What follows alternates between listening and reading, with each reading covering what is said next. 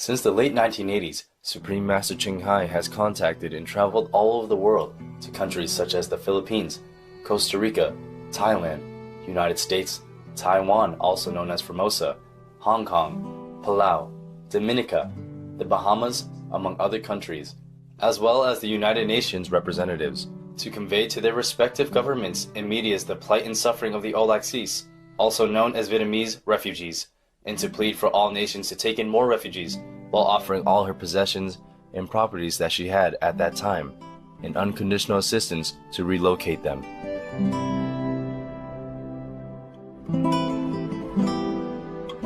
During her travels on behalf of the Olaxis refugees, Supreme Master Ching Hai met with many government officials to express her concerns, such as the 40th President of Costa Rica, His Excellency Oscar Arias Sanchez, the then President of Palau, His Excellency Goratkal Epicen, and several prominent Philippine government officials at the time, including the then President of the Philippines, Her Excellency Corazon Aquino, at the Malacanang Presidential Palace in Manila, as well as her successor, His Excellency Fidel V. Ramos, 12th President of the Philippines, the then Vice President of the Philippines, His Excellency Salvador Laurel, the then Congressman of the Philippines, the Honorable Ignatius Lopez, and the Honorable Harrison Alvarez, as well as many other Congress and Parliament members of the Philippines.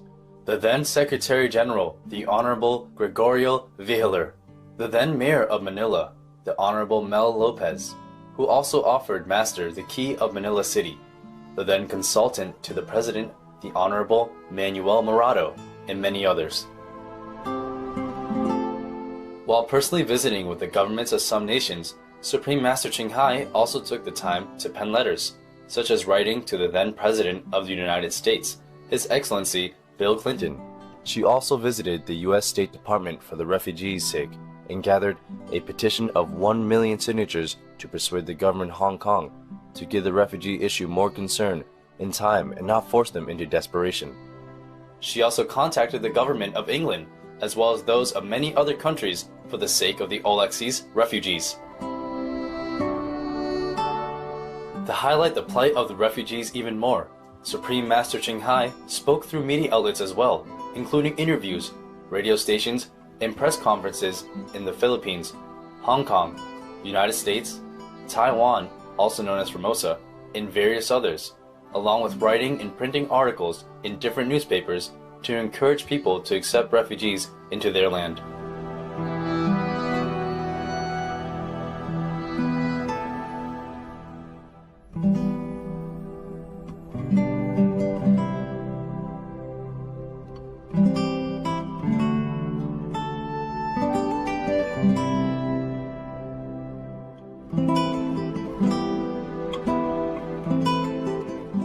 Supreme Master Ching Hai has always had love and concern for the Olaxis, also known as Vietnamese refugees. She visited various refugee camps throughout the Philippines, Thailand, and Hong Kong to bring them words of comfort, material aid, and spiritual insight in their time of need. In some different camps, the refugees who were facing forced repatriation would resort to drastic extremes such as suicide. In the Palawan refugee camp in the Philippines in 1991, Master visited one such individual who had attempted suicide by stabbing himself in the stomach.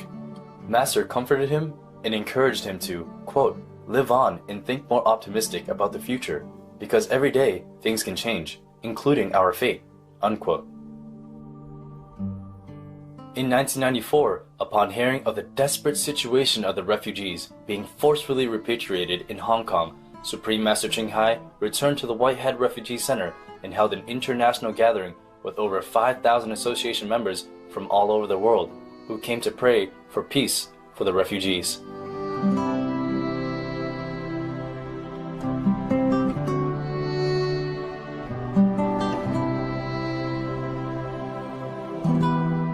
Through Master's efforts, at least 5,000 refugees were granted permanent residence by the Philippines.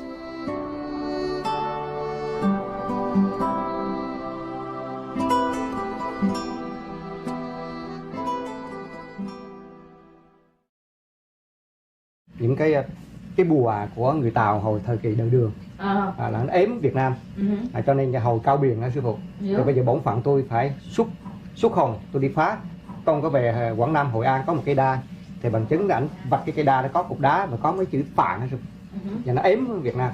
Dạ thì bây giờ ảnh phá cái bùa đấy, dạ anh phá cái bùa đó rồi á, thì tự nhiên cái Hội An bây giờ nó phát triển đây, cái thành phố. Dạ thì anh nói với câu nói rằng, tôi nói thiệt với anh Hòa là bởi vì sư phụ của anh á, là một vị Phật, họ không làm cái điều đó đâu.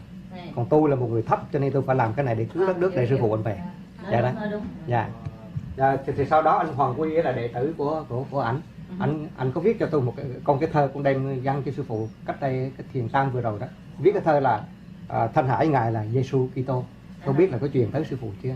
Không biết, dạ, thơ chắc, quên rồi. Dạ, không, những cái thơ không có của đệ tử thì họ đọc ở dưới rồi họ trả lời. Dạ. Nhiều khi chứ không được thôi. Rồi sao? Dạ, thì anh Hoàng Quy anh rất kính, anh nhà thơ rất nổi tiếng ở Việt Nam. Mà anh làm thơ một cái tập thơ và ca tụng sư phụ hết mình. Anh nói để thế nào cùng sư phụ về đây tao đọc cho sư phụ nghe. Cũng có mừng con là đa số trí thức khát khao sư phụ lắm. Dạ, khát khao sư phụ rất nhiều. Dạ. Chính là con người về Việt Nam là con đi nhiều nhất. Con la cà chỗ này chỗ kia. Dạ. Con thương sư phụ quá mà. Bởi vì con nghĩ rằng người Việt Nam mình phải có sư phụ về mới được, mới cái đất nước mới yên ổn. Dạ. Chứ còn xưa nay anh thấy mấy quý vị biết là đời Nguyễn, đời Trần, đời Đồ đủ thứ chuyện mà chiến tranh liên miên. Thì bây giờ chỉ có sư phụ về, người mẹ Việt Nam mới có thể là cái đất nước nó cân bằng được. Dạ.